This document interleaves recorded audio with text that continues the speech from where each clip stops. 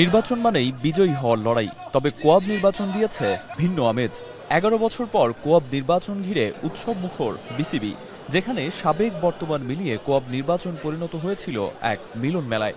আর মিলন মেলার কেন্দ্রবিন্দুতে মিঠুন সোহানরা ছাড়াও ছিলেন বিসিবির আগামী নির্বাচনের দুই হেভিওয়েট প্রার্থী আমিনুল ইসলাম বুলবুল ও তামিম ইকবাল। অপেক্ষার দীর্ঘ প্রহর শেষ, প্রত্যাশার আগামী শুরু। আদতে কোয়াবের বিগত কমিটি ছিল প্রায় নিষ্ক্রিয়।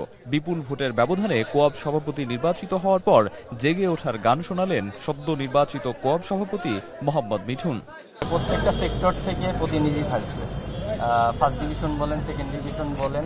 আমরা অলরেডি সেটা ঠিকও করে রেখেছি, তাদের সাথে কথাও হয়েছে, তারাও অবগত। এবং আমরা এই কমিটিটা শুধু ঢাকা কেন্দ্রিক করতে চাই না, আমরা ডে বাই ডে পুরো বাংলাদেশে এটা ছড়িয়ে দিতে চাই।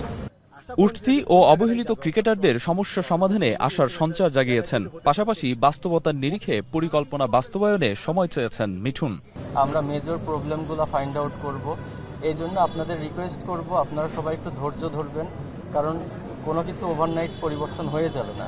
একসাথে আমরা 100 কাজ করতে পারবো না, কিন্তু আমরা এতটুকু কথা দিতে পারি যে আমরা কখনো বসে থাকবো না। আমরা প্রতিনিয়ত আমরা সামনের দিকে যাব এবং আমরা নতুন নতুন সমস্যাগুলো ফাইন্ড আউট করে আমরা সেগুলো নিয়ে কাজ করব।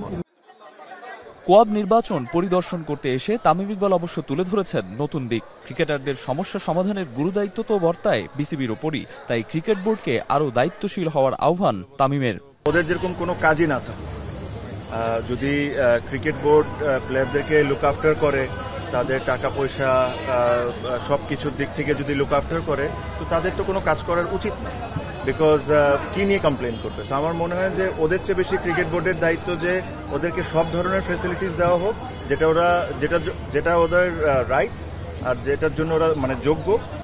কোয়াব নির্বাচন শেষ, মাস পেরুলেই বিসিবি নির্বাচন। তার আগে বিসিবির কাজ কি হতে পারে, তামিম ইকবালের কথায় সেই ইঙ্গিতই যেন পাওয়া গেল।